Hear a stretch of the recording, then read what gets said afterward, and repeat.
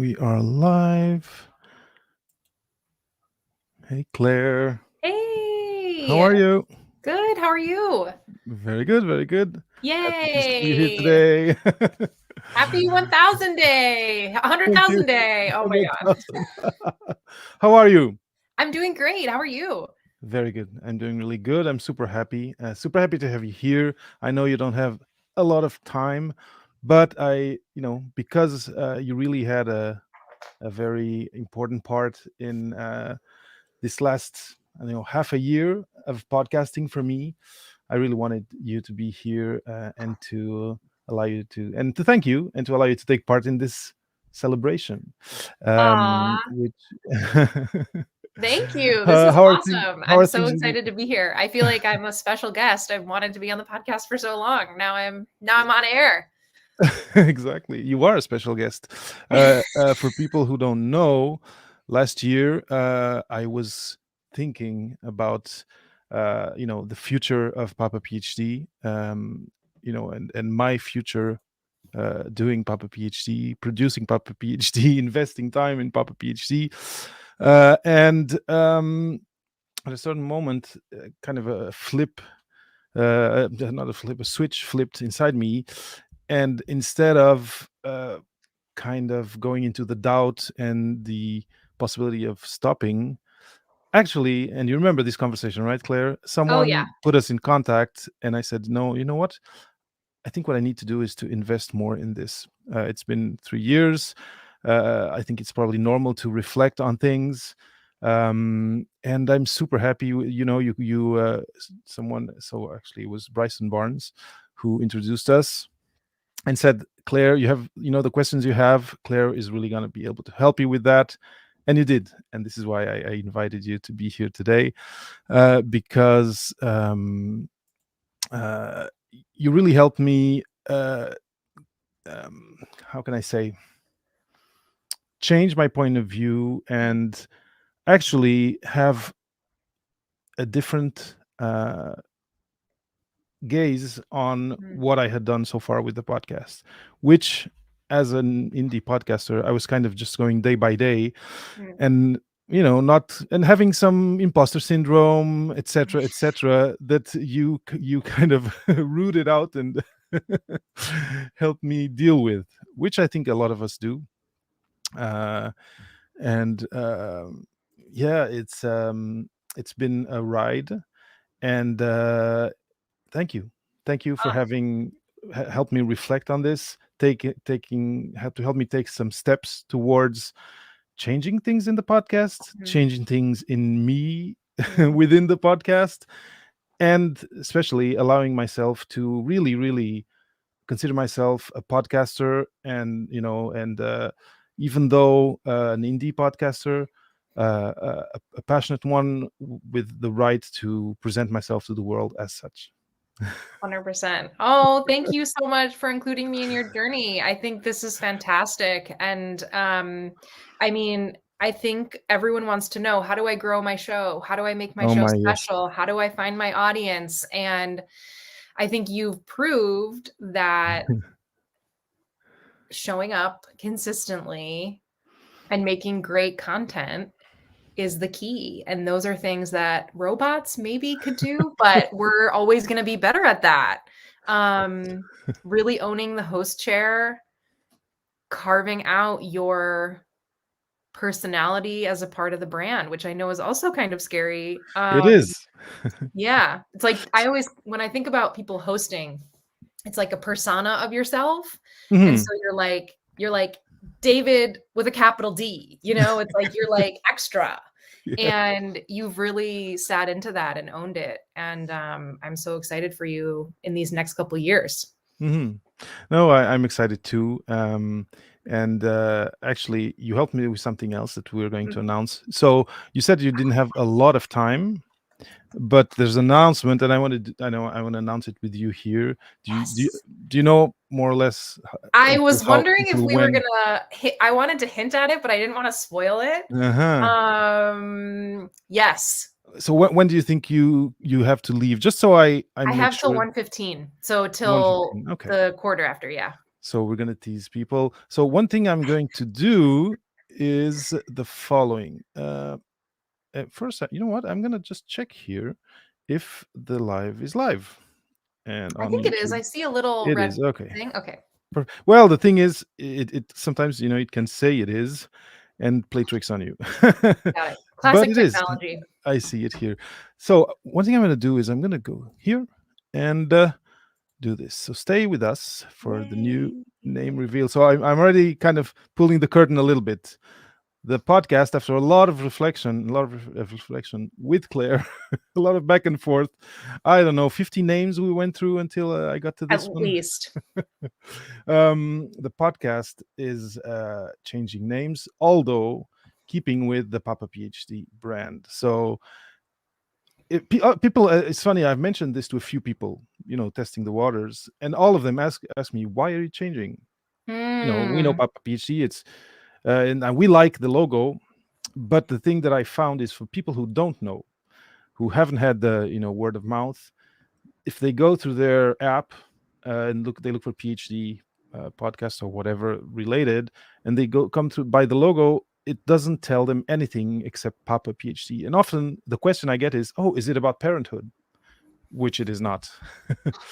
And this is why, amongst the different things that Claire led me to do and to think about, I reflected upon a new visual for the cover, right? So in the podcast apps, the name will change. It will, yeah. That's a Ta-da! very big deal. The cover will change also, but then all the rest will stay the same. Let me see. Oh no, I can't point because you're the one that's. Let me do this like this. Boom. Like Yeah, there we here. go. Here, though, my socials will stay the same. Oh, Papa over there. PhD podcast. There you go. But the cover itself is going to be different. When you're going to look for PhD podcasts and Papa PhD appears, it's going to tell a little bit more to the prospective listener, let's say. Wow. And this is a So reveal for me because I also don't know what the final name is. I think you told me, and then I was like, I'm going to just it was in passing, save yeah, yeah, this. yeah, Okay. yeah. So Because we did go through a lot of them. we did. We did. So, without further ado, so we can maybe talk about it a little before you need to leave. I'm Yes. going to Wait, is this a big share. moment? It is. Drum Wow. The roll. big reveal. Oh, the big reveal is now. Now, the other thing that I want to share, and that's scrolling here, is that for people who are watching now, be it on Facebook or YouTube or Twitter, later on I will be asking you a question or two that if you answer to them, the first three of you that do answer, I will offer a free resume review. So, of course, Claire, you remember my audience are people who are in academia or in research and are thinking of maybe going outside, in industry or other non-academic jobs. And often the first hurdle is, how do I change my CV, my academic CV, with all the publications, oral presentations, posters, etc. How do I change it into a resume, into a non-academic industry, private sector resume? So I will be offering three of those reviews of their CV or of their resume with the people who answer the question that I'm going to ask later on. But this is the Wow. beginning Special of our life. prize. Special prize, How do yeah. I enter? Uh, uh, well, you need to stick with me, and then I'll ask the question later on. I I don't. need to There's get a there's PhD no way. first. I'll loop back in 7 years. Well, yeah, you had mentioned that you had a lot of friends who did, and that you had considered it. But again, if you ever think about it again, play with the idea, talk with me, and we'll see. I'll be your Claire Oh Ty my God, we can make a for the PhD. documentary about it. Oh my, We that could would do be that. cool. What would we call it? Into the PhD with Claire Ty. Yeah, yeah. Finding the PhD or something like that. Yeah. Oh my God. Great idea. So, Claire, before you need to go, are you ready for the reveal?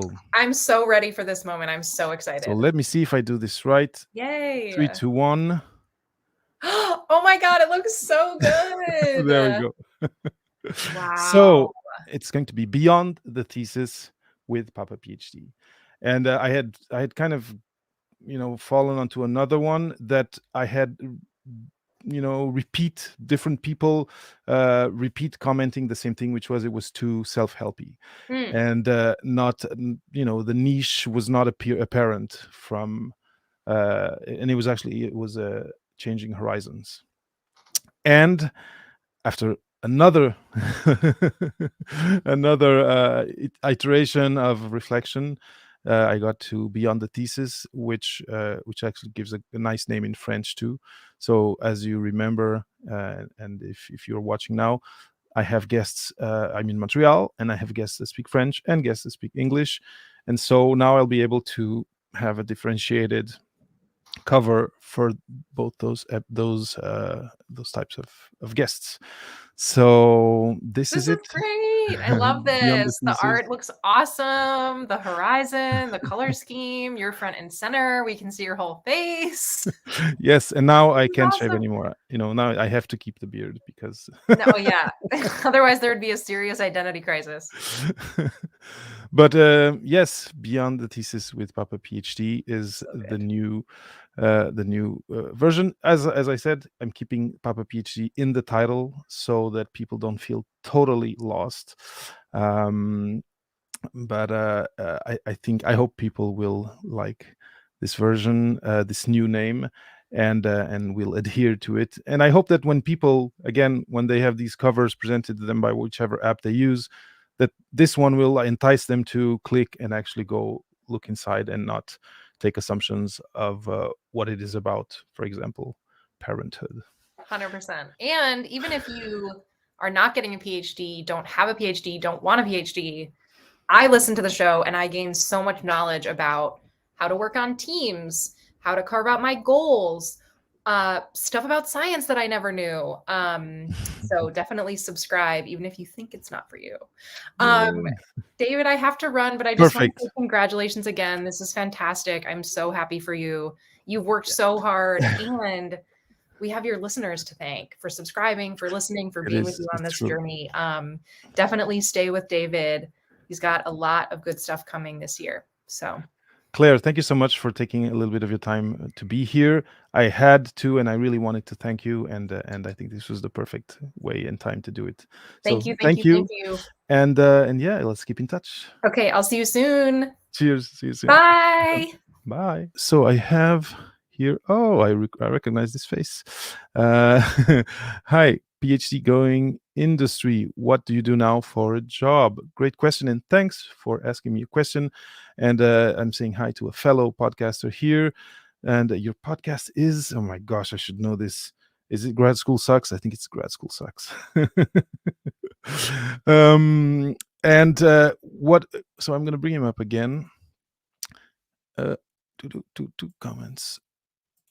What do I do now for a job? So, what I've been doing is like right after my PhD, I scrambled to find to know what I was going to do. Oh, as I see here, going back and forth with the podcast name. All right. So for now, I guess it's PhD going industry. Um, the industry that I found after a little bit, and it was through networking and actually going back to the lab and asking where this and that person had gone. It was medical writing. I did medical writing at an agency here in Montreal for almost 5 years. After which, my second child was arriving. Also, I think I had seen the ropes and gone all gone where I think I could in that career and in that organization, and I then launched on my own after these 5 years. And what I added to the quiver, or to the gamut of things that I was doing, was translation. So specialized translation and medical writing, or specialized writing in the biomedical domain. This is still what I do today as a freelancer. So I don't have an Inc.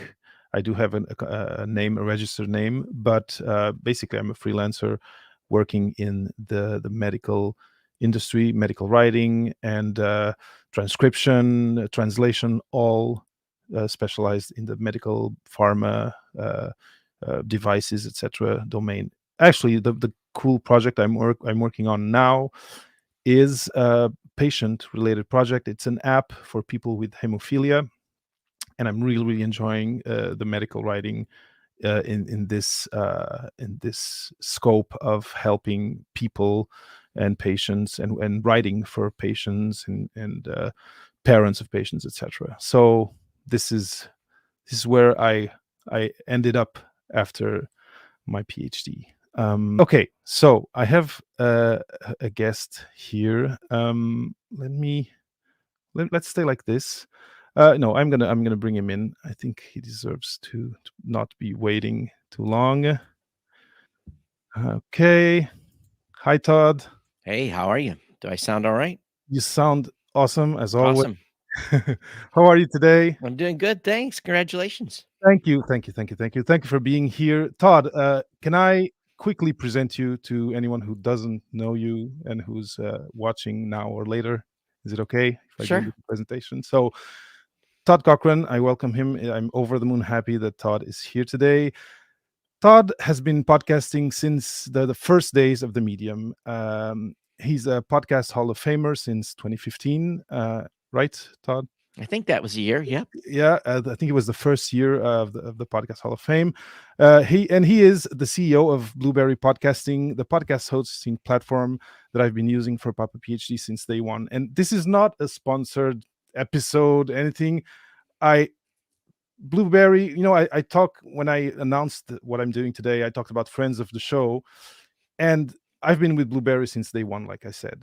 And to me, I consider that part of my success and part of being able to be on all platforms and part of my consistency is what you call, Todd, the Blueberry way.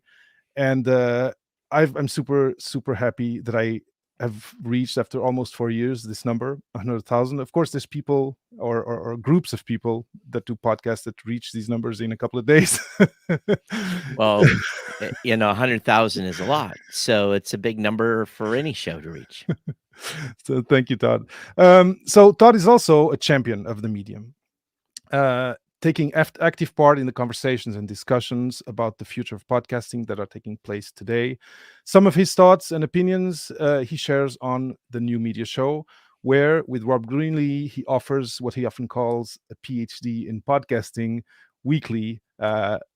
In my ears, which I try to listen every week, and in which I've learned a lot of how to be a podcaster, how to place yourself, or what how to behave as a podcaster for the long run. And this is really another reason why I'm super glad and I wanted to invite you today, because apart from Blueberry and the hosting, which is more of a big corporate thing, there's also your voice and your advice and your reflection, that to me, as an indie who I've just now started knowing other podcasters physically, like around me here in Montreal. I'm in Montreal, Canada. You've accompanied me in this growing as a podcaster. You, Rob, of course, but the advice you share, you share weekly, and I also wanted to thank you for that, because I think it's also part of getting to this point. So yeah, Todd, it's really an honor to have you here. We have talked and exchanged emails in the past, but I really wanted to thank you for allowing my podcasting adventure to grow during these almost 4 years now. So thank you so much. Well, congratulations and thanks for, I guess, number one, being a customer, and number two, following along for the journey. It's not often I hear someone say the Blueberry way, and the Blueberry way really is kind of a podcast 101. We think we really believe, and I think many podcasters have begun to understand this, is building your brand on your own.com and controlling your brand and having your own message, and it is really is one of the key elements. And the consistency and putting out content. It's tough. It's tough as a content creator. I've been doing this 18 years, and I put episode 1668 in the book last night for me, and Wow. to sit there and do the grind, as one would say, and put out lots of episodes, a lot of work, and then to build an audience is even a bigger challenge. And I think oftentimes content creators get discouraged when they're not hearing from their audience, or you look at your stats and maybe you're a little disappointed.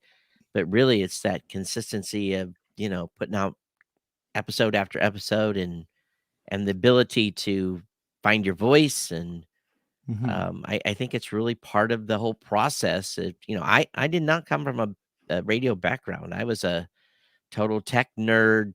I worked in aviation. I was in the Navy. So, putting a mic in front of my face was pretty foreign when I started. So we've all been on this. Many of us have been on this journey, and I still consider myself an indie podcaster because I build my show on my own.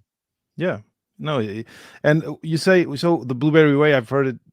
I haven't heard you say it also so much lately, but it did strike me when when I heard it the first time. And uh, it's for people who don't know, the idea is, you know, there's a lot of platforms now that even tell you, come and we'll launch your podcast for free. And then from what I understand, you don't read the small print, and then eventually you understand that you don't own the content, and that's something that is should be central to your brand, to your image, actually belongs to someone else, etc., etc. And the what's encapsulated in the Blueberry Way is, yeah, having your .com. Like you often say, also feed the Google bots, and having your website is part of that. Right. Having a website where you have your episode, then you have your show notes, that we know, and you just said it in the recent show with Rob, that it's not for listeners. Show notes are for Google. That's right. You record for your audience and you write for Google, and Google is just one piece, and your website is just one piece of many. And Mm-hmm. what you have to do to build and grow a show. It's not Yeah, just one. There's not just one thing that you can do to grow a podcast. It's many, many things. many things. Yeah, but the main thing, and you mentioned it a few times, is consistency. And this is something I learned the hard way after I think the first year I took a break, and then I took a hit. And since then I have not stopped. And Claire, so the person who was here just before you was a coach that I took that I took some training from in the beginning of the year, and she kind of opened my eyes to, well, you have 200 episodes backlog, you can repost episodes whenever it's Christmas, or there's something that doesn't allow you to edit an episode, etc. You have the right, which I kind of felt that I don't know, I felt awkward about it before, and she opened my eyes to, no, no, no, there's people are not going to go deep into your backlog unless you bring them up once in a while. This Right. is one of the big lessons of this year for me. I think some people have content that can do that. One of my shows, it's not, because it's a new show. So there's an expiration date to the Of content. course, of course, of course. So, but if you're building this evergreen content that is good month after month, year after year, sure, you Mhm. can repurpose that and bring it forward. I think the trick is in doing those types of shows, and like you're doing, is to not talk too much about current events, No, exactly. and keep that Right. content as time sterile, I guess is the best word I can come up with here, and just off the top of my Mhm. head. But because if you start talking about local events, then people will say, oh, this was recorded 2 years ago, and they may not feel as strongly about it. So Of maybe course, if you've talked about something in the show, you can cut that up a little bit and repurpose it. So I think that's she gave true. you great advice. Yeah, no, the show is mostly interviews, and it's mostly evergreen. I don't remember mentioning, except that I know there was a freezing storm and I mentioned it to the Sure. guest. But that's it's really not the main theme of my show. It's really sharing stories of people and their careers. Yeah, and one other thing I wanted to mention that really helped me since the beginning was PowerPress, which I learned eventually. I thought it was just Blueberry clients who could use it, but I learned someone else that I knew that had a podcast that I actually admired that used it too. So kudos also for putting that tool out there for everyone who's trying to be like on WordPress and having their .com, and to easily be out there the best, the best way possible, looking the best they can as a podcast through that plugin. It's really, I think, a great service to the community. When we launched PowerPress, the idea behind it was that Blueberry as a company could pull the plug and the plugin would live, Hmm. and people would not have as I like to call it, have an extinction event. Hmm. Because in the early days of podcasting, companies were going out of business all the time. And what would end up happening was where people were just, all the work they put in their show was completely To ruined the because, trash. Ah, yeah. yeah. So, fortunately, we haven't seen one of those events in a while. But the plugin allows anyone to host with really anyone that they want. We definitely would like them to host with us if possible, Hmm. because what it really ultimately does is we feel the plugin when you're fully integrated with us and hosting with us, you save time. You just Oh you yeah. write your episode title, write your blog posts, you upload your media, and you hit publish, and you're Yeah. done Yeah. for as a content creator right on your own website. You don't have to come to Exactly. Blueberry ever. No, and it's been like that since the beginning. And what I do is I schedule it for midnight 01 on Thursdays, and I don't worry about it anymore. And then Blueberry and then PowerPress do the rest. Yeah, it's pretty slick too. And sometimes we've seen some customers do some amazing things where I know one network has about 600 shows that running on a super large instance of WordPress, a commercial, I don't know what their Hmm. hosting costs, but they've got 600 shows that are being hosted over there on a single install, which Oh, is pretty amazing in itself. it is. Well, I'm considering now because, and I don't want to take too much of your time. I know you're No busy. worries. Yeah. So my podcast is in French and English. I'm thinking now of adding a French only stream. So that's going to be very easy for me to Easy. do Yeah. on Blueberry.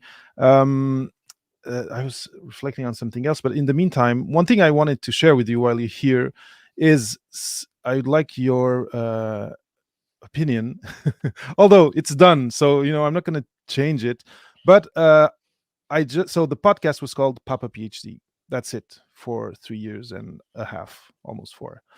And one of the reflections I had with Claire Tai, the coach that I mentioned, and she edits podcasts too, was to make the name say a little bit more, because people were asking me, is this about parenthood as a researcher or whatever, and Mhm. which it is not. And when I created that name and the logo, my only thought was, it needs to be easily pronounceable in English and French, which Papa PhD is almost the same in both languages. So I'm going to show you what hi, okay, Ashley is here. I'm going to show you what it looks like now. So I changed it to, let me see if I can change. That album art looks nice. That's beautiful.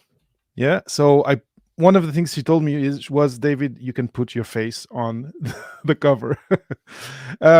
So my decision was to keep Papa PhD in the name, but Hmm. add beyond the thesis with Papa PhD. And I know it's kind of awkward to ask for an opinion, but you already said that the art looks good. But I'm going to ask the question a different way. With your specialist hat, what is the risk of changing a name, or what is what are good practices when you want to update the name of a show? Rob and I we were doing this show called the Saturday Morning Tech Show. Hmm. And we were talking about podcasting more than we were about tech. So we actually made the name change live on the show. I said, Rob, we're talking about new media more than anything else. He said, well, let's call this thing the New Media Show. And I went and looked for the domain name. It was available. I couldn't believe it. And we bought we bought the GoDaddy, well, bought the domain name New Media Hmm. Show right while we are doing it live. And so I think as long as you make a purposeful change, and I think, to be honest with you, looking at your Elm art now, it makes a lot more sense to me what the show's about beyond the There you thesis. go. And everyone knows, when you're doing a master's degree or if you're doing a PhD, you typically don't have to do a thesis for a bachelor's degree, but some schools now require it. But if beyond the thesis is pretty straightforward. Yeah. on what the topic is. I'm happy you say that because, like I was mentioning with Claire before, we went to like tens of names, like 50 something different names.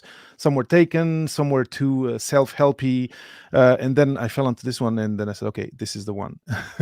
Yeah, And that's, you actually confirmed what I kind of, my objective with the name, with the changing of name, which was when someone is presented, you know how apps now present collections of things you might like. sure, Now if they see this, they'll know what's in there, and they sure. might want to, whereas just Papa PhD, it didn't say anything. I think mistake a lot of podcasters make, sometimes they get too wordy. Hmm. And so for us, new media show. Well, Boom. podcasting isn't so new, but it is kind of still new. Yeah, yeah. And my other show, Geek News Central, it's very explanatory, That's right? true. Podcast Insider, it's really, you can, you kind of get an idea real quickly by reading the name. And be honest with you, on the album art, we always tell podcasters you should be updating the album art on a regular basis, Okay. and maybe make have a dozen that you can rotate through and change periodically. Because what happens when people are looking for shows after they've seen the logo a few times, Hmm. they have a tendency to skip. Oh, I And when they see. come So, back and they say, "Oh, what? There's something new there." They see a logo they have never seen before. It's a new opportunity, but you don't have to do that every week. But we say every couple months, you should maybe think about just tweaking the album art enough that it'll catch somebody's attention. But see, that's the first time I hear this advice. So now I'll make it. I'll make sure that I like once a year I change it maybe a little I, bit. I know a show that updates their album out every episode, which Oh is wow. Okay. they have a whole slew of supporters that create Of album art course. for them. Most Mhm. of us don't have that type of a fan base. No, no, and I'm alone with this, and Me too. that's it. So, Todd, I have another guest coming in. Sure. I don't know if you had time to Yeah, I can stick stay a little around, bit here. Sure. and I'll bring Ashley in. Hi, Ashley. Hi. So thanks for being here today. Ashley is a past guest. Todd, Ashley, did you hear Todd when I presented Todd? Who Todd is? Todd Cochran. I didn't. No, it's okay. So he's a podcasting Hall of Famer, but Ooh, he okay. is the CEO of the hosting service that I use with Papa Okay, PhD. awesome. And yeah, I 100,000. It's a big milestone, and I thought, okay, let's thank Todd and Raw Voice and Blueberry today, and that's why I have him here today. Ashley is a past guest. She has a story of switching from academia to industry. She's now remind me, your PhD was in Developmental psychology. so developmental psychology, and now she's working for Meta. I Oh, am. Yeah, good for you. as a user experience researcher. So and on her episode, we kind of shared her story of how and why it makes sense that coming out with a humanities PhD, you actually can now work in tech and in the big players in tech. Ashley, how have you been doing? And when are you starting your podcast? Oh boy. Yeah, I guess we talked in February. Yeah, I actually took like a 3-month social media break, like right Mhm. after we chatted. Because my Twitter and my LinkedIn and like all of that was just kind of a lot to manage. Mhm. So I took a break, and then I recently came back, and now I'm also on Instagram, since Twitter has become a little bit of a strange place, I think, as of late. So yeah, Yes. I'm like, I just started a newsletter. I'm trying to figure out like what the best way is to do all of this in a sustainable way without burning out, which I'm sure maybe you can speak to a little bit. It's hard like Mhm. being a content creator when you're also having like a full-time job, and people want your help, and like how do you help as many people as possible without like burning out? Mm. I have ideas on that, but I'm sure Todd does too, because Todd deals with indie podcasters all the time, and I'm sure Todd has, because we were talking about consistency, Mhm. but consistency, of course, needs to be aligned with your life. Todd, do you have some reflections on on You that? know, it's a big commitment, and because once you start podcasting, then people build you into their life, and Mhm. if you go missing or stop, then they wonder where you're at, and may become a little discouraged and go somewhere else. But I think that I was when I first started podcasting, I had 3 young children. I was working a full-time job, and I was actually still in the Navy at the time.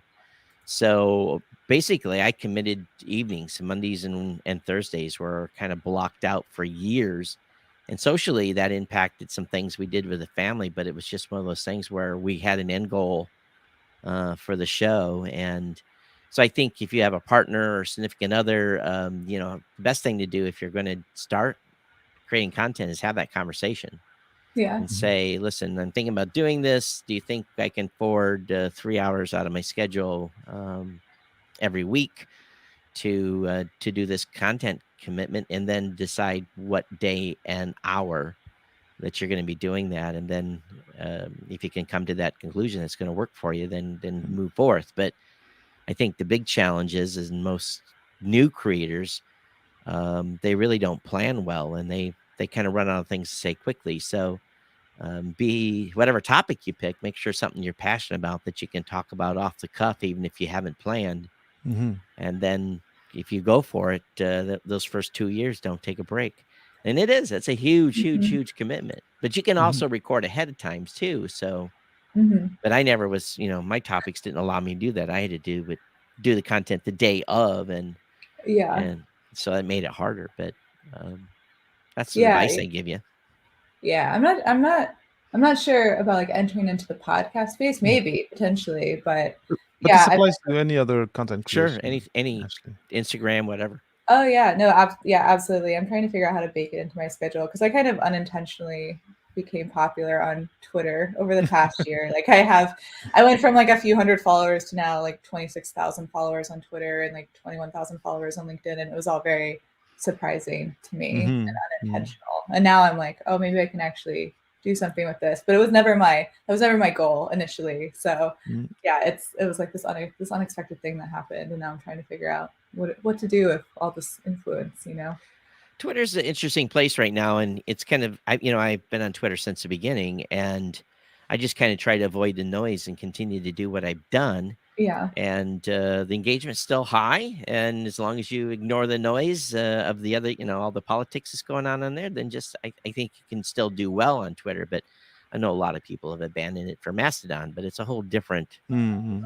it's a whole different social experience there. It's not Twitter. Oh, for Yeah. sure. Yeah, I think the engagement, and I was mostly on academic Twitter, and I think the engagement there has definitely gone down quite a bit. And I don't really know what academics are doing instead of Twitter because LinkedIn has been, I feel like academics like Yeah. LinkedIn. And so I'm like, maybe Instagram is the thing. I don't know. We'll see. Yeah, There's more and more of them in LinkedIn. Yeah. There's probably. more of them in LinkedIn, and I think it's a healthy place for them to be, because Mhm. I believe academics need to be more in touch with industry, with the Oh, private, absolutely. and on LinkedIn is the best place for that. The best place for that, and I see them coming, even young, very young in their undergraduate, in the masters. Mhm. People are creating their LinkedIn profiles, and I think it's working for them. Yeah. But Ashley, the thing that I was going to say, just jumping on what Todd said, is finding the right pace for you. So Mhm. the challenge now is finding: am I going to be a weekly person? Am I going to be a John Lee Dumas and a daily person, which I don't recommend, but some people can do it, or 2 in 2 weeks, three. Yeah. Just find that pace and keep it, because Yeah. people will expect it, and they'll know, okay, this week it's a week off for Ashley, but next week Mhm. I know there's something from her, and Yeah. this will help you go a longer way Yeah. also. Yeah. And I think LinkedIn is a little different beast. Oh yeah, I it think you is. have a lot more flexibility in posting over there Oh when you yeah. want to, and it's not like people are subscribed to you. They're followed you, and you may see you in a stream or in a group. Again, it's wherever your tribe is at. Find your tribe and embrace Yeah. it there. It kind Yeah. of, yeah, it's funny. There's like different people in different places because I think my content, some of it's hitting with like grad students, like PhD students, and then other times it's faculty who are much older. Mhm. So it's like there's a bunch of different ages, and I feel like Twitter was nice because it kind of grabbed everybody. And now I'm trying to figure out like, well, where have people gone? Like now that a lot of people seem to have left Twitter, where are they going now? And yeah, so I had someone, a friend who told me that she got off of Twitter. She doesn't really use LinkedIn, and she was really happy to see me on Instagram because that was the platform she was using. So I'm hoping that I'll start like grabbing people wherever they've Yeah. flittered off to. Yeah, just don't go on all platforms. That's another error. No, I can. Yeah, 3 is already a lot for me.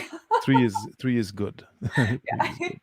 I know, especially like with like TikTok. I don't know. I feel like I have a personal like I have like issues with TikTok on like a personal level, just from like the attention economy and all of that. Mhm, So mhm. I think you'd be good on TikTok, though. You got the personality for TikTok. But be yeah, honest with you, but I understand the full situation there too. yeah. I guess it'd be easy enough to just like post the reels that I'm making on Instagram to TikTok, but I don't know. I don't know like how much I'd want to like. So I tried that and I just stopped. Yeah, It's just doubling your work, and the yeah, result is not really there. yeah, I yeah. use a tool from Memento to actually create Okay. reels for TikTok. I don't Oh. actually. It just basically is a little AI tool that is using a language model to look at the transcript, and it figures out where the segments are, and it's not completely Okay. right, but you can drag the segments down and just create a reel in 5 Okay. minutes. It's easy to create, and Yeah. it's something I dump on TikTok and set it and forget it. But it's not too personal. It's not my face. Yeah.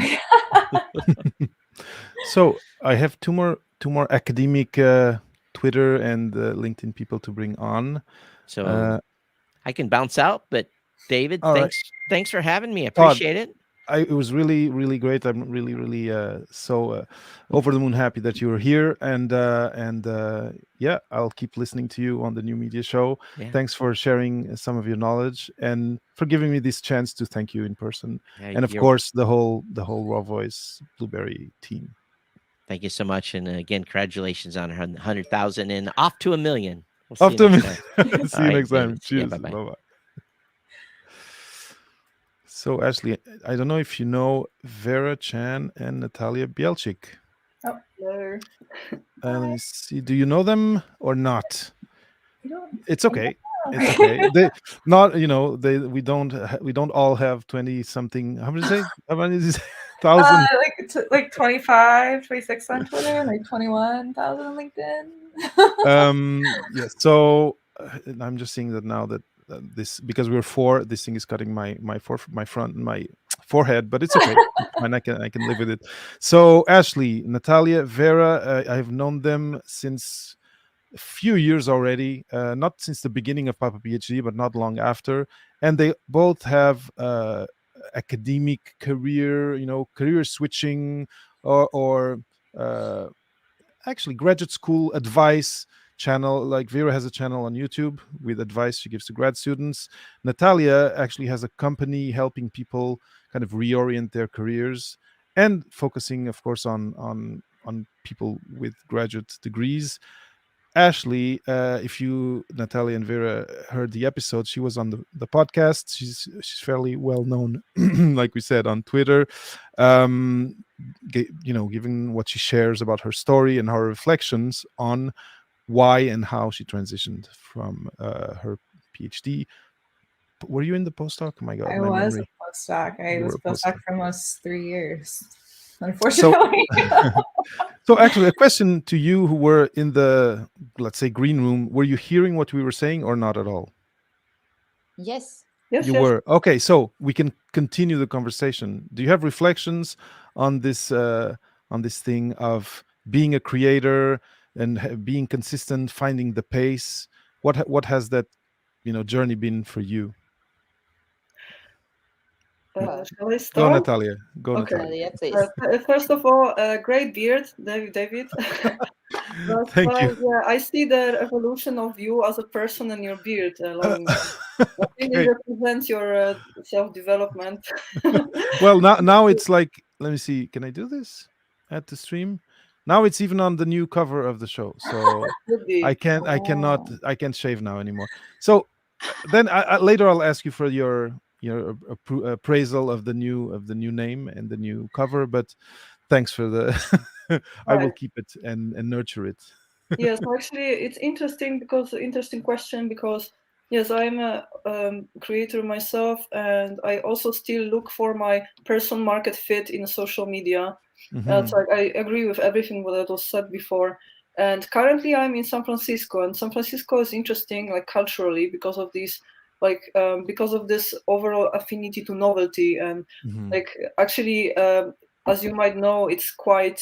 Um, Alternative. I mean, whatever comes new is actually picked up immediately by a local community. So it's quite hipster.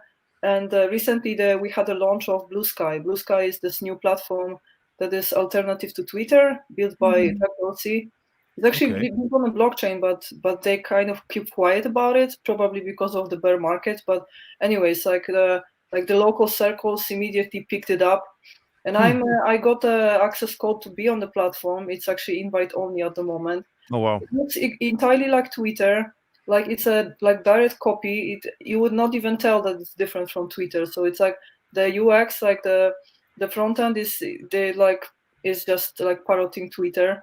The Huh. only difference is that it's not Twitter, and so whoever is like anti Elon, basically this whole platform like raised on the hate against Elon. So I'm not sure if this is a good grounds for building any community.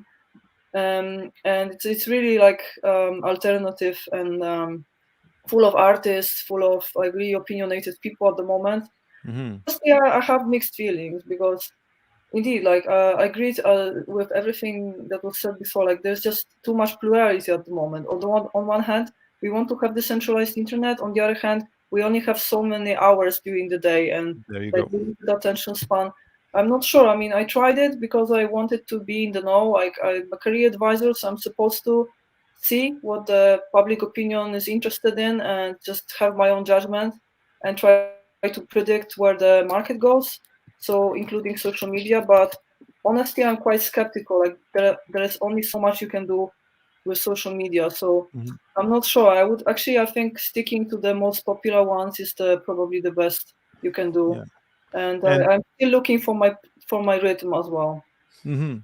And the shiny object effect, Ashley, is a dangerous one. And but I think you're just sticking with three. I think is really good that you're already in that mindset. Yeah. Like I said, I tried the put your reels on TikTok thing, and it was just another hour of work for me, and it was doing nothing for me. How, Yeah. I'm not sure like how many like academics have like filtered over to TikTok, or if that's more of like a. Yeah, I'm not sure. there's a lot of the people who are young researchers who want to popularize, they are going that in they do these like short fun Mhm. things, experiments, etc., and it's on Yeah. TikTok. Okay. And I think the audience is a certain age also. Yeah. um so I think they're going there to publish, Hmm. but I don't think scientists are going into TikTok to get info. I don't think so. Hmm. Okay. But it might change. Vera, so how is the YouTube adventure going for you?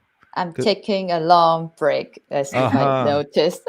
Okay. So whatever you were discussing earlier put me to shame about like showing up every like regular time. I mean, I post every week for like maybe the first 1.5 year I was in Paris.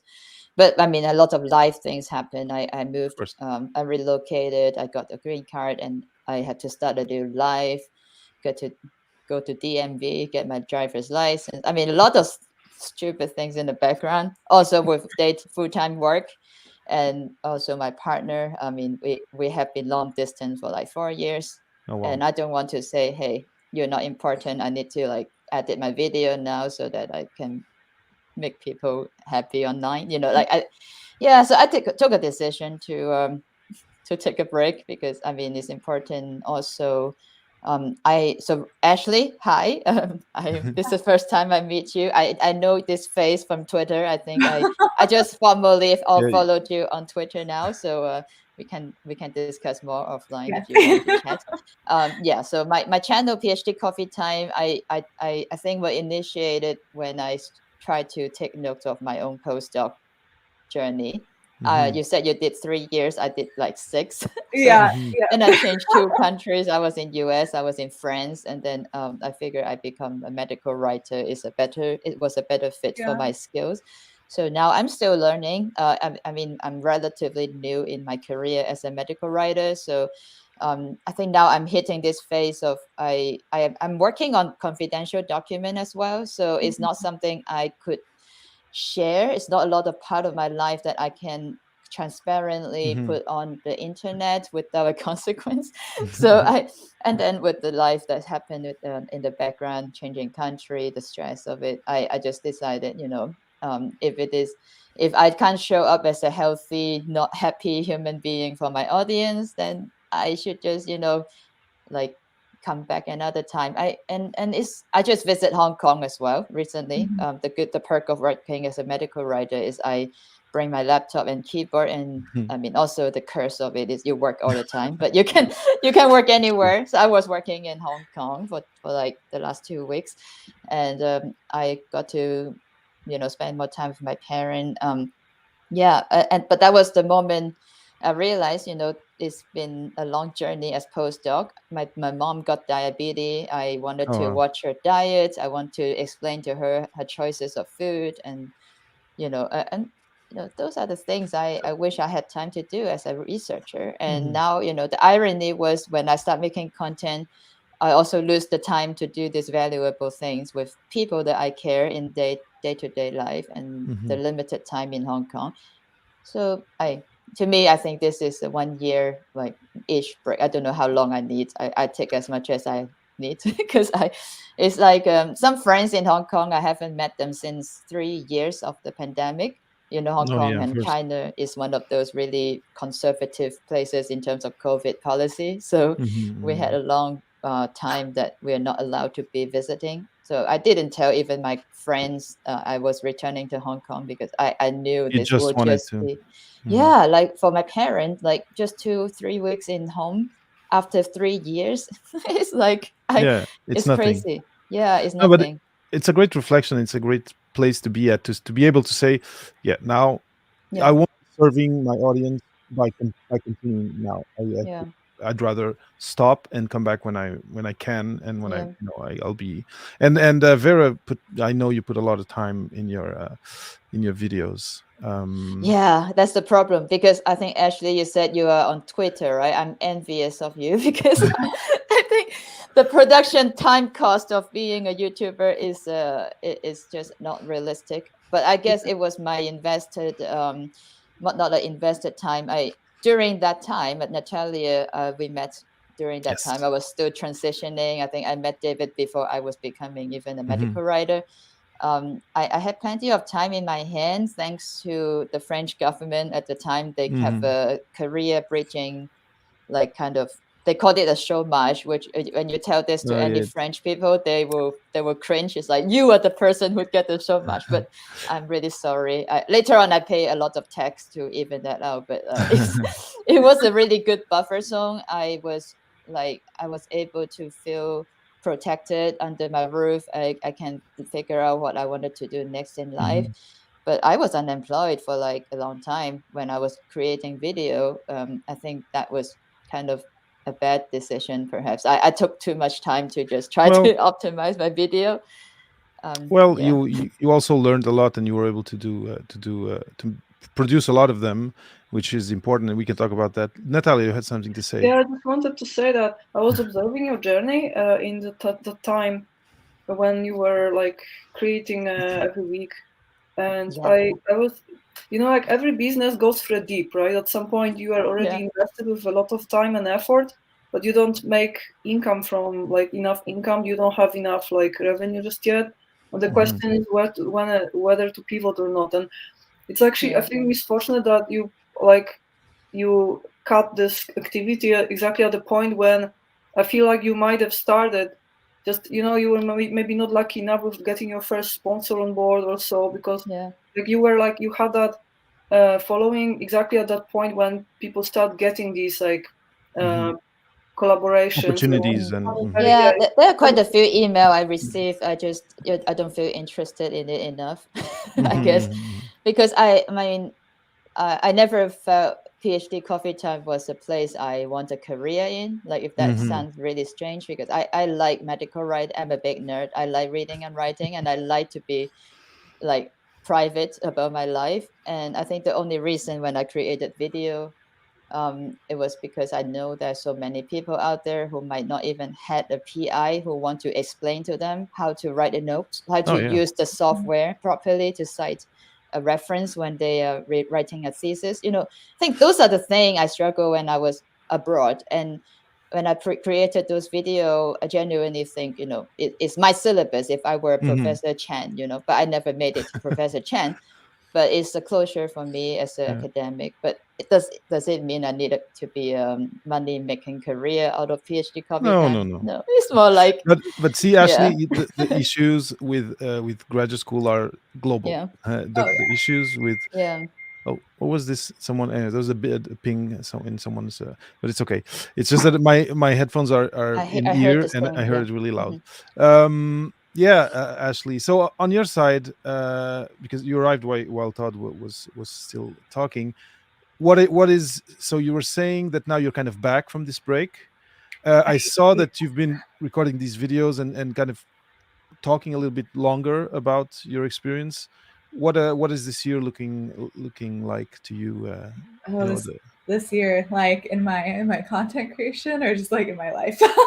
well, let's say in the content creation, and Yeah. then Um, yeah, so I think now I'm like posting stuff to Instagram and like posting them to Twitter as well. I think on Twitter it was like really hard, and part of the reason I ended up taking a break was I think like the harassment just like got really bad, oh, bullying, really? especially from I don't know, like academics really like to argue, and I was just like the amount of pushback I received from like faculty or like like people who were like really entrenched in academia was just really Hmm. intense. And I think when you're just like typing something on Twitter, like people will just misinterpret what you say and they don't really know who you are. So I also feel like videos is a way to like I'm just a person. I'm a person who has feelings, and like please Hmm. don't be mean to me. I'm just telling people how to make a resume. I'm not like I don't know. It was really weird. Like once I started working at Meta, I feel like it got really bad. Hmm. And but yeah, so I think I'm trying to do this in a way that's like more sustainable because like I said, I also have like a full-time job. And if anyone's like been keeping track of all of the layoffs, it's been super weird. Yeah. Oh my. And so like I'm considering like is UX research going to be my career in like the long term because a lot of layoffs have impacted UXR teams pretty heavily. So yeah, I'm still like I am a contractor and my contract's up at the end of September. So I'm still like, kind of figuring it out. Hmm. And then I just moved back to Seattle like 6 months ago. Okay. Okay. So Moving too. Wow. yeah, so I think there's just like a lot of like moving pieces that have been going on in my life. But a lot of people have been asking me to make a newsletter. So I just put out my first like issue of this newsletter last week, Cool. and I have like almost 100 people who've subscribed now, which feels like a lot. Yeah. But yeah, so Good. I think that's something that's going to have to be more like I have to like have something every week. Yes. But yeah, That's so when you need kind of an editorial calendar. Now, I'm yeah, just going to you just mentioned resume not so long ago, and I'm going to just take this chance. And I see that there are people watching to say, I said that I would offer 3 people resume review today. And if to have this chance of having me spend some time with you looking at your CV, academic, or already your first version of a resume, but looking into it and giving you my opinions and advice, you just need to write on whichever platform you are, DM me, write me, answering the following question: one, what's your favorite guest on the Papa PhD podcast? And two, a person that you'd like to see me interview on the show. So if you answer these 2 questions, if you send me a DM or a comment on whichever platform you're watching this right now, and this of course only works for those who are on the live with us. I will to the 3 first people who do that, I will spend some time with them, an hour looking at their CV and trying and help them transform it into a working non-academic resume. So that's it.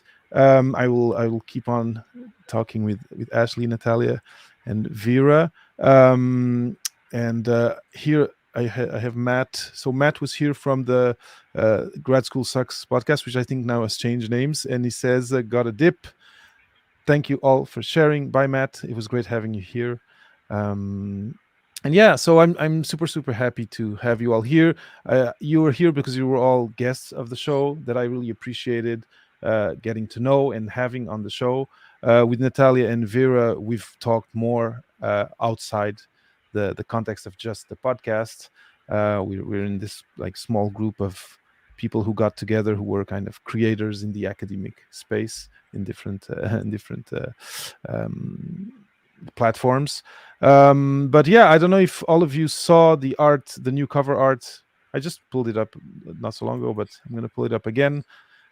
So do you think that it's, if this crosses your eyes on your app, you're going to click and try to check what's in there? Versus I'm going to change the logo up here, versus the old just Papa PhD logo.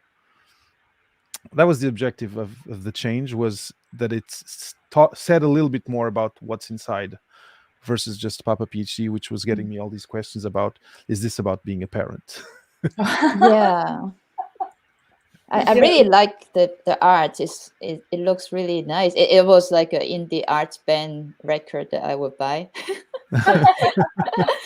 And I really like the tagline of Beyond the Thesis, because yeah, a lot of us, it's all about the thesis when we get a PhD, and then all about the paper after we got a PhD. I think it's important. There's always to realize there is a world outside of academic world, and yeah, and so far I've been a fan of your podcast.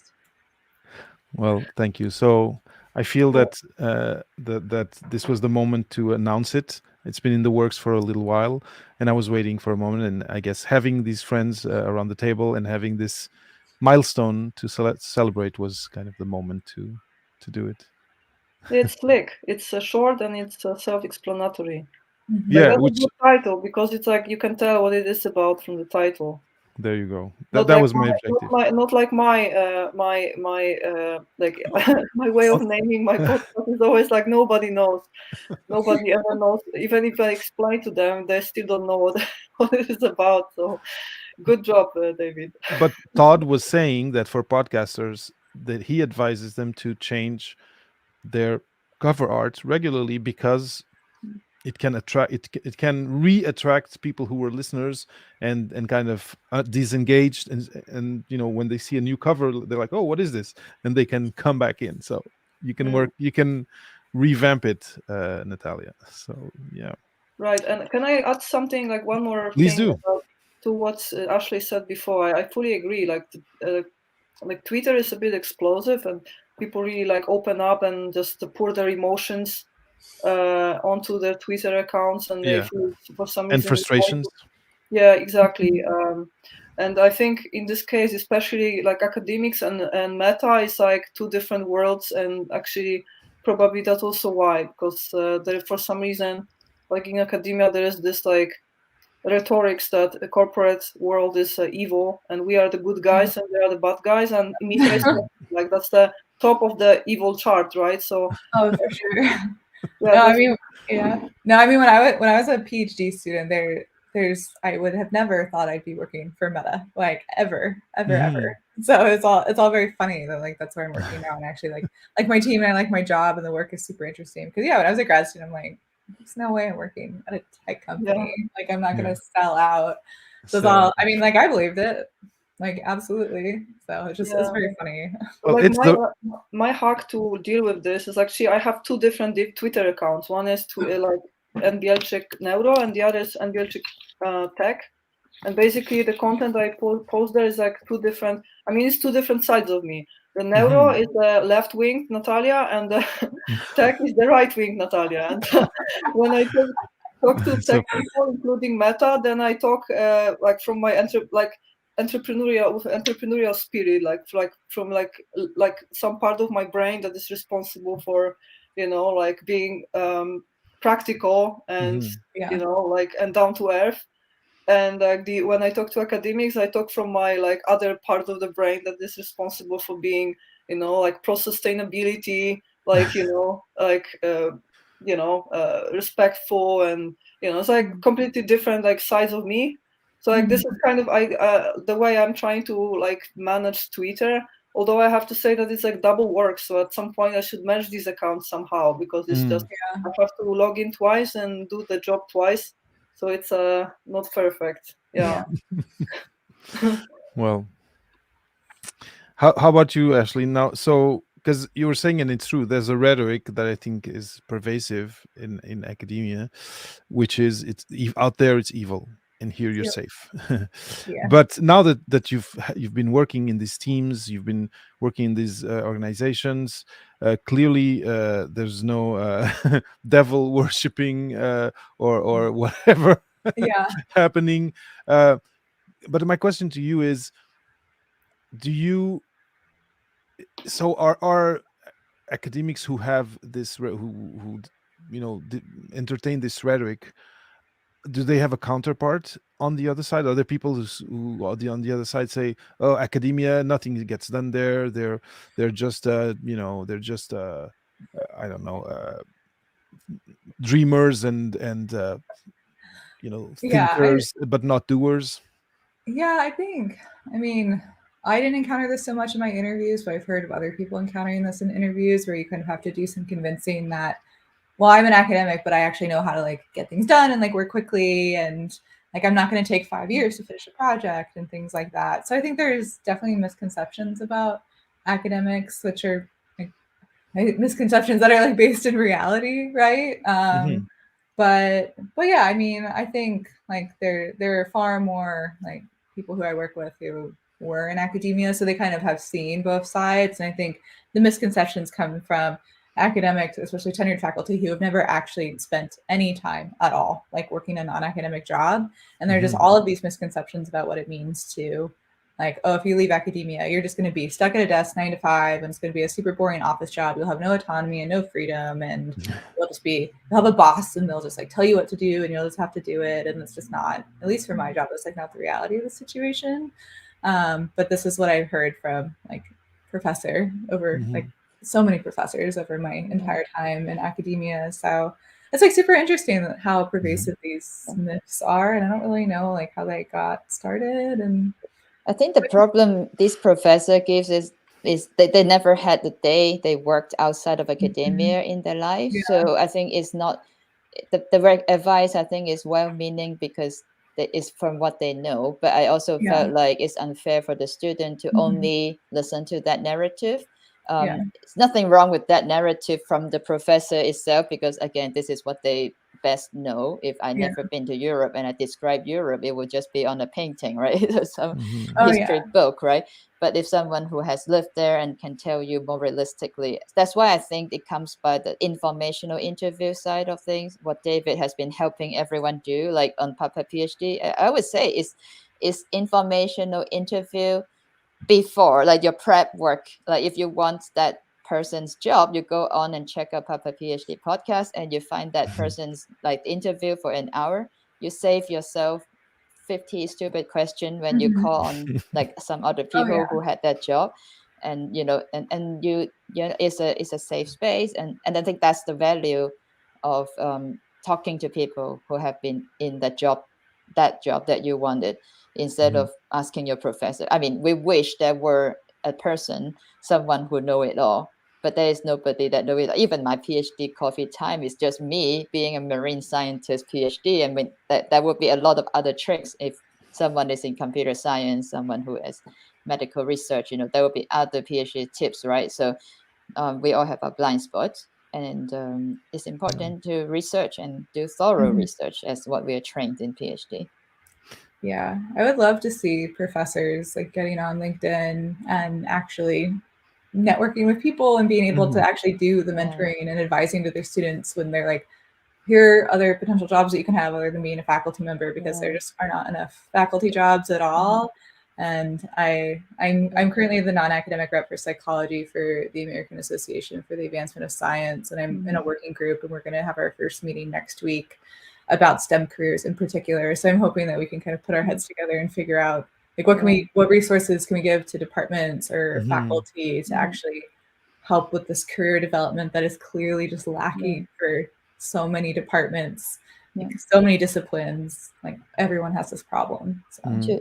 But also, to be fair for the professor, they are really having perhaps the trickiest job. I wish I were a professor, but now having seen how they work, I just don't wish I had that job.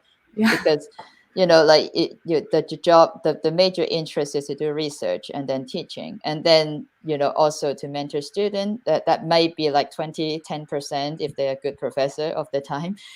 But that's it. I think for a lot of them, they are worrying about funding, keeping their own job, keeping the student paid. It's a tough job. And I think this type of incentive, it shouldn't come from any professor. It should come from the university. It should come from the institutional level that acknowledge that we have a society problem. Most of our PhD are not getting a job. What's wrong with this? It's okay. They were trained and they were paid less than normal worker because they're receiving education as well as an experience. But after that, they need to do something about training these people and making sure they're well fitting with their, the skills and the knowledge in the job market. My background is biology, and a lot of people they were unemployed and they just have to figure it out what's and the do next something thing completely they can different. do. And like some people become a baker. Nothing wrong with baking if they really are passionate about it, but like it's just but I you think didn't some need to people, study all those years to get there. right. And I think that the offer of like I know university professor is not a solution because I know how underwater they are. But I think just hire a consultant. The university should have a budget to just have it. Yeah. The simplest tool or format, in my opinion, to make that happen is leverage your alumni network. It's the simplest. For sure, you have alumni who are in a business, who created a business, who are starting a startup, and who would be more than happy to come back to their alma mater and talk with graduate students and actually say, "Oh wow, I would have loved to have been someone like this when I was a graduate student," which is kind of what happens when people listen to Papa PhD. And myself, when I had the idea was, what would I have liked to have, in those years before the end of the degree. But so I think it's the simplest thing to organize, Ashley. Then of course you can complexify. You can do career fairs, you can do more structured things, but there I really think the key is to have partners because then it takes some money. It takes money to bring people over, to pay some honoraries, to have quality guests, and to have quality workshops. So if you can get, and Natalia, you're saying that novelty and anyway, that in the States things are pretty dynamic. If you can get someone that's a little bit more creative on the private side, and that's kind of ready to do some co-creation and some I don't know, something new and different, and that they can have some budget to maybe, if they present something to 50 students and eventually get 5 hires from that and be happy with that, that could be a way to go. But so I would say alumni and partnerships with someone that can leverage some dollars because it takes resources.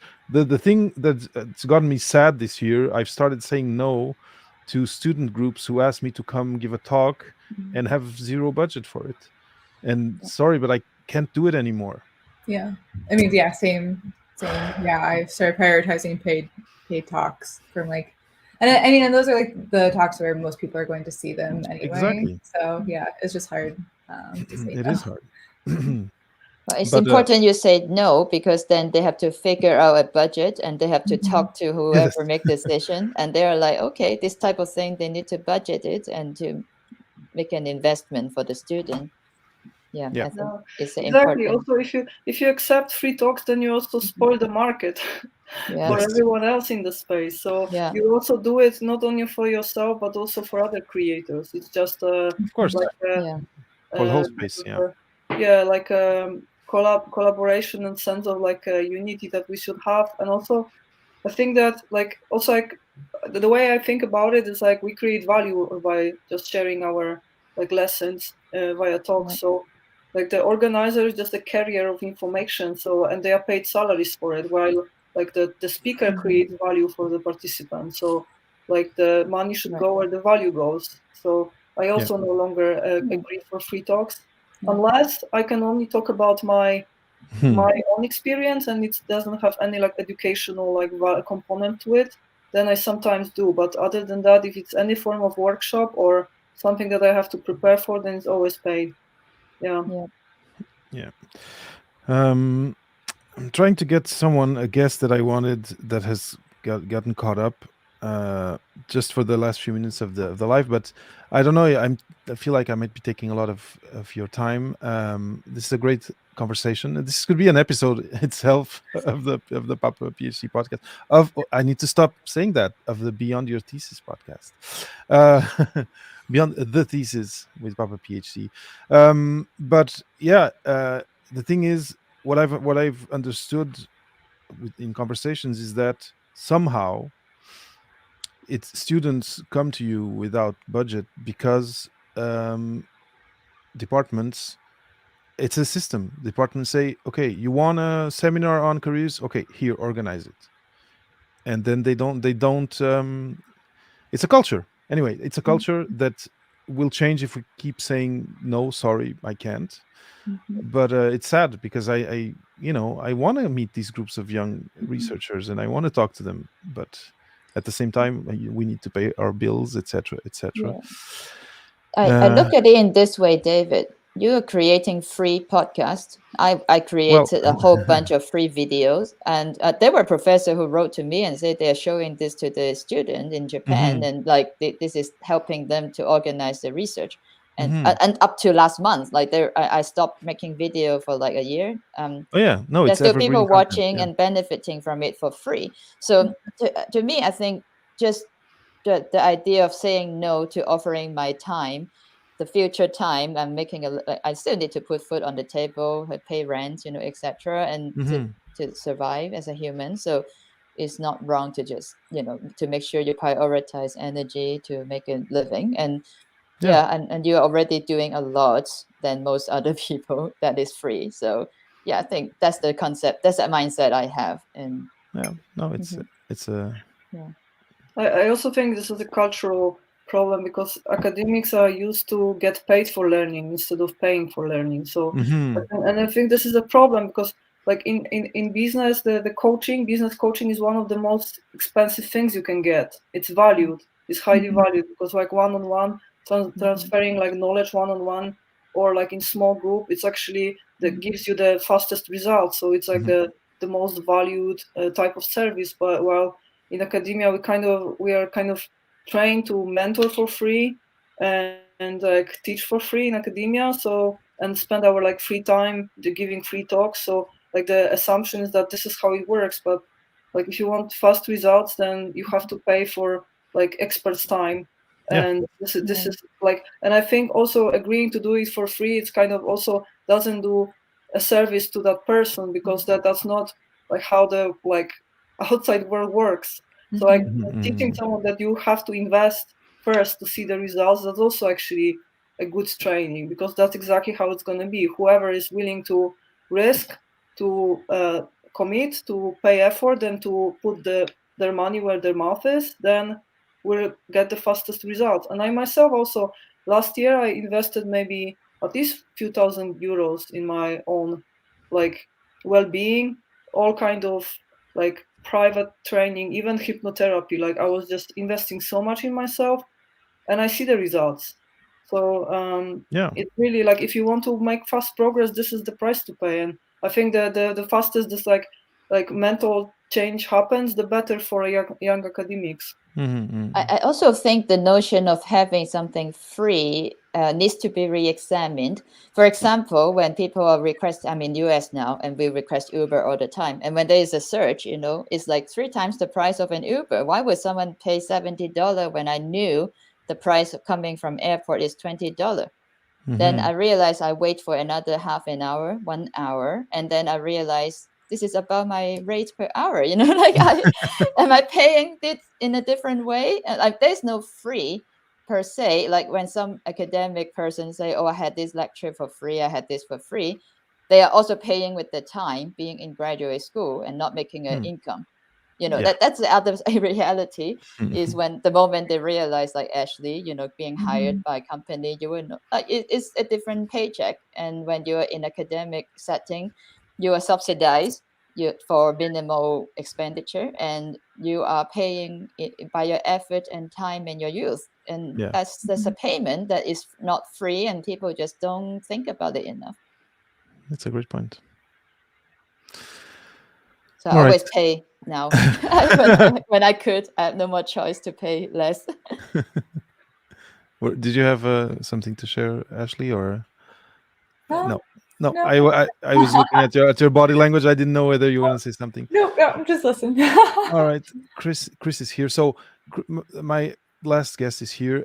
If any of you need to leave, I'm really, really thankful that you were here today.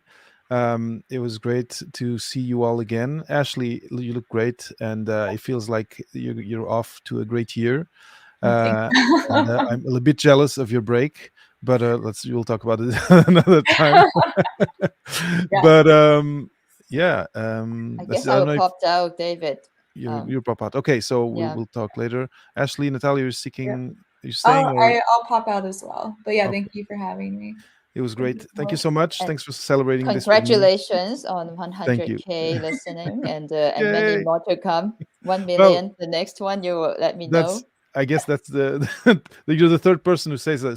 So let's hope it's a logarithmic rise up. Exactly. Thank you for having me so much. Vera, this was great. Thank you so much. I hope it's exponential, not logarithmic. Yes, like Natalia theory, it will be like maybe tomorrow, a few days later, you will see it. All right. All right. Bye. Ciao, Vera. Ciao, Ashley. Thank you so much. Thanks for having me. Bye.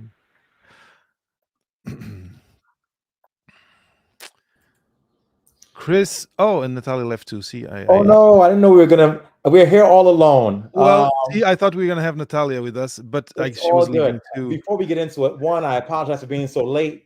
My dedication to my doctoral students moved me to have to take another meeting longer than expected. But I just wanted to say congratulations, David. What an amazing accomplishment. What an amazing platform you've constructed.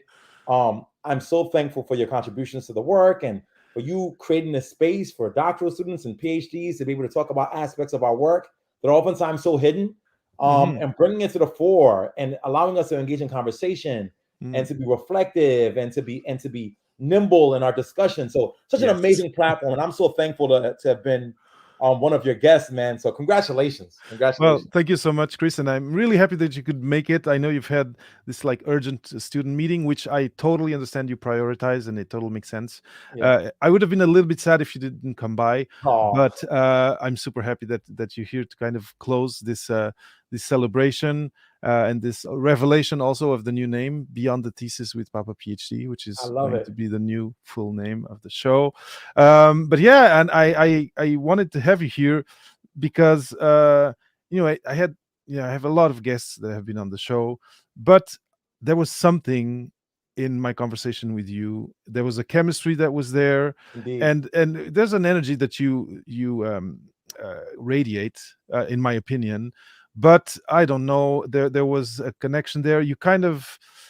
I felt different, and it was something to do with how we were kind of passing the ball to one another, and that how things I was sharing was resonating with you, things you were sharing were resonating with me, and the feeling is mutual, brother. I mean, after that conversation, I felt enlightened.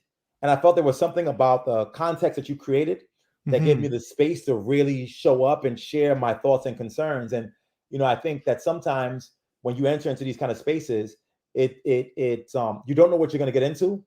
And then there's something magical that happens in the backdrop that allows you to be your full self. I oftentimes describe it as the kind of relationship that you have with your doctor advisor or your first job, right? It's like, sometimes when you go into a conversation in a formal academic setting, you just know it's not going to work. And you try to force it. And no matter what happens, you're spending so much energy trying to make the magic happen that you can't be your full academic and scholarly self. And then sometimes the really amazing energy and amazing synergy, and you flow, the person flows, and then magic happens. And I always say to myself that I want to do this work in a way where I revolve around the spaces that give me the good energy. And I give my time and I invest my thoughts and my mind work to those relationships. This is certainly one of them. And I hope that our relationship with each other gives folks the permission to find those relationships in their life beyond the thesis, Yes, I certainly hope so. And one thing that I'd like to bring, and this relates in a certain way to your work, and we can talk about that. I don't want to take too much of your time, but one of the 4 years ago, almost 4 years ago, I started Papa PhD, and I had not been in front of a mic myself. I was, and I still consider myself an introvert, although now I hear that there's can be an ambivert and whatever. But during growing up and even in university, I was the shy. It's funny. I was at a meeting. How do you say when you meet the people from when you were in high school? There's a name. Reunion. Yeah, a reunion. I was in the reunion of my high school with my high school colleagues in Portugal, and one of them said, "Oh yeah, no, I remember you. You were." She said 3 words. You were serious, timid, or shy, and I don't know, reserved. And that was me. That was me. And now I'm here talking with you, whom I haven't shaken hands with. I wish I can one day, and I hope I can. But and I've interviewed these over 150 guests. You were one of them. And where I'm going to want to go with this, and I'm kind of doing a long, roundabout. We need to sometimes. It's all good. Give yourself permission. Path to get there. Yeah, sometimes we do, but you don't know today what you're able to do tomorrow, and you often don't. And this even changes when you're in a project. But let's say before a project, you often bar yourself from doing things because of your preconceived ideas about yourself, about the views of others, about yourself. And I think a lot of the work you do, the work with kids, the work with hip hop and science, is getting kids to see that future and see themselves in that other way, and then saying, "Oh no, I've seen that. I can do it now because I was with Chris and I've been there for 5 minutes. So now I see where I want to go." And I'm amazed and humbled at this number. For me, it's huge. This 100,000 listens. It's gigantic, and it's almost huge, unfathomable. And coming from Portugal, not being a first language, my mother tongue is not English, and here I am doing this show. It's a it's a lot emotionally, and I think people like you who are, and I don't want to make you uneasy, but who radiate so much positivity and so much passion and faith of a better future for all of us, independently of where we come from, independently of the color of our skin, independently of the language we speak. I just, it was inspiring to feel that. It's inspiring to see you evolve, because I see you've been doing things, and you've been doing more and more things, and getting, keeping up the good work.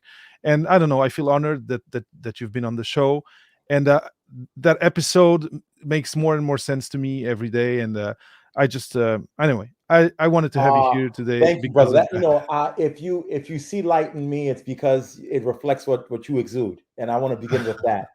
And then also what you taught us through just your description, even just now, is that before you engage in a PhD project, before you engage in any sort of a thesis, You are the thesis.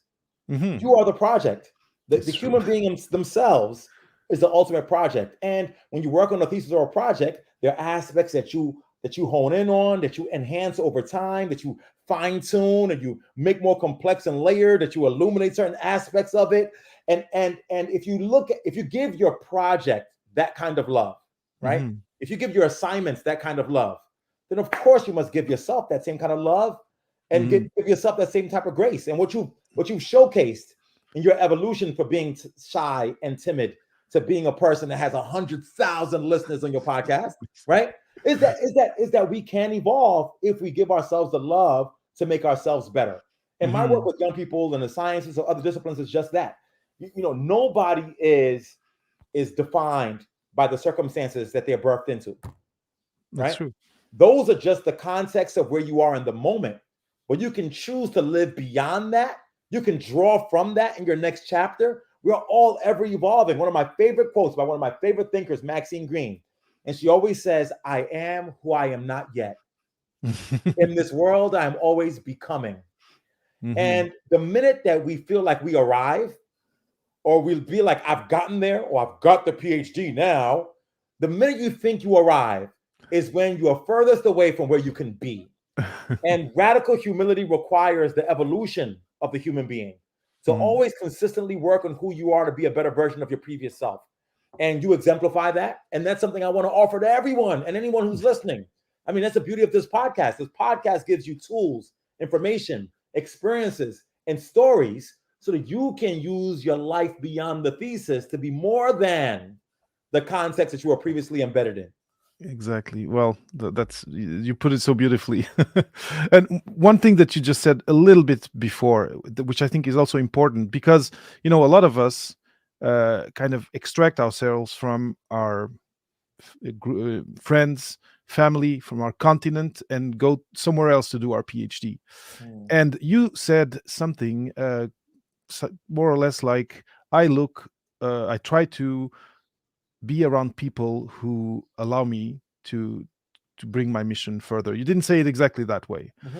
And a lot of people out there are suffering because they're starting, and let's talk about people who are starting PhDs, and the match with their PI is not the right one. The match with the institute, the culture, is not the right one. You find where the right place is. You do not deserve to chastise yourself by staying somewhere that's toxic to you or simply not helpful for you to be your best you. Absolutely. And it's probably the most important thing. Don't take the first acceptance, right? If you know it's the wrong fit. Exactly. And also always know that you have to build your intuition, right? And trust that intuition. Once you know who you are, you know what you want to do this work for. It's not just to have a PhD at the end of my name so I can be the most important person in the room. It's not just so that somebody else in the world can think I'm smart. You have to do this work because you're passionate about the subject. It speaks to your soul. It speaks to your heart. Once that's been established, then you deserve to be in contexts that feed that energy. There you go. And also remember that the people that you surround yourself with don't have to be in the same geographic space that you're in. It's okay to forge community with people who are in different spaces, right? David and I have never met in real life, but that's my guy, right? That's my dude. And, I tell a student, listen, I got to go do something for my brother David. I'll be back in a few minutes. You decompress and I'll be back, but I have to make time for my guy. And I think I was intentional about choosing to have a friendship with David, right? I don't have to, right? We did a podcast a couple months ago. I don't have to show back up. But because we have such synergy and energy, I make a decision to remain in community.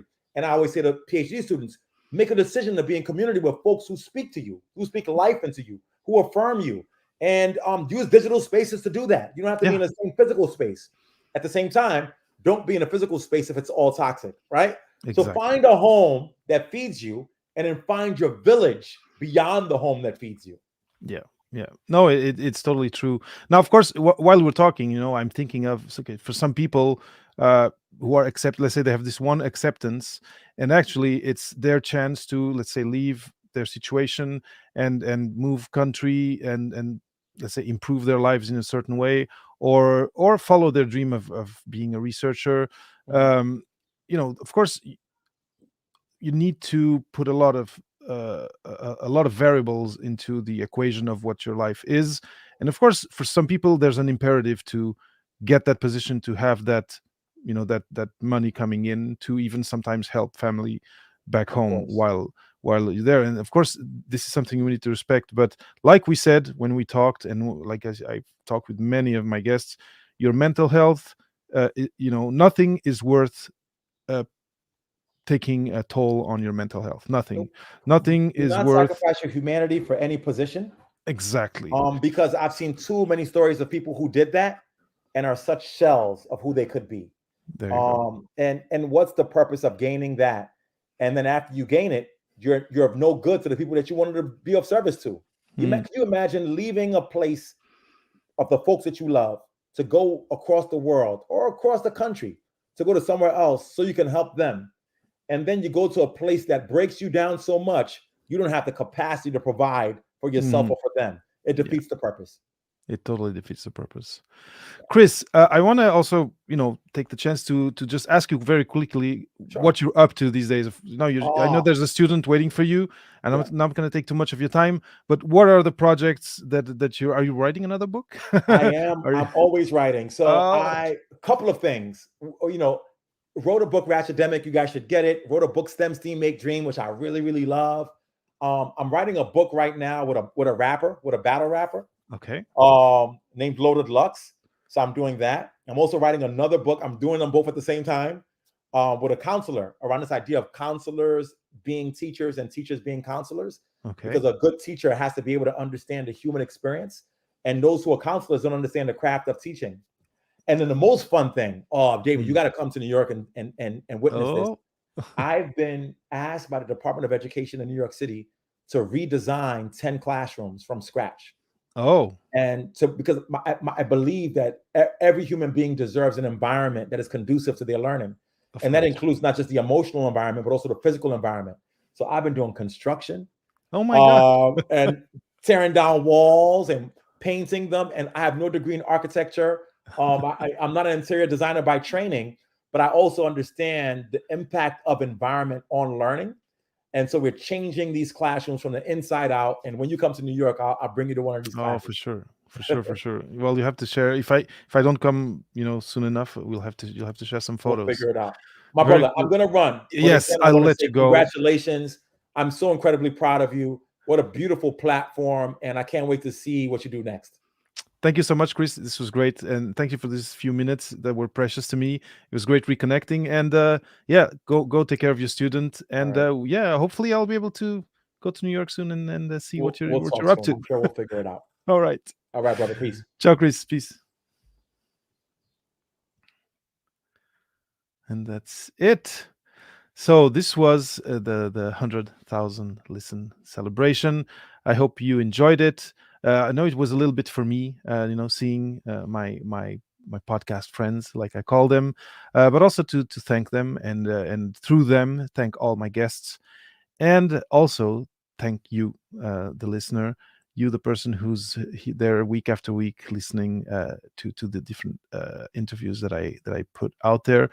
Thank you so much. Again, if you're interested in having one of the spots for me where I'll review your CV and start the work of getting it into a resume with me, just DM me or comment with 2 answers to these 2 questions. What's your favorite episode of the Papa PhD podcast so far? And the second question, who would you like me to interview? Who would you like to hear and to see on the Papa PhD podcast in the coming seasons? I'd love to hear that. If you answer both of those questions, you will enter to have one of the 3 CV reviews with me. So this has been great. Again, I'll bring up the image of the new cover here. And I'll take this last minute or so again to thanks everyone who was here live. Thank you, Matt, for asking a few questions, and that's it. I hope you enjoyed this hour and a half more than almost 2 hours with me and the friends of the show. And yeah, to 1 million. That's what everyone's been saying. So do share the podcast. That's the only best way, because I was talking before about how difficult it is as a podcaster to know who's listening. I know how many people are listening, but I can't get to you. But if you're listening now, if you know one person, two people, but one is enough, who might enjoy hearing the Papa PhD conversations, uh, tell them. Tell them. Actually, now you can tell them. Look for Beyond the Thesis with Papa PhD. The name change will happen very, very soon on the platforms. And yeah, if I gain one more listener, I'll be super, super happy and super grateful. So again, thanks to all of you who've been here live. This is David Mendez for Beyond the Thesis, and I'll see you in a future live. Ciao, ciao.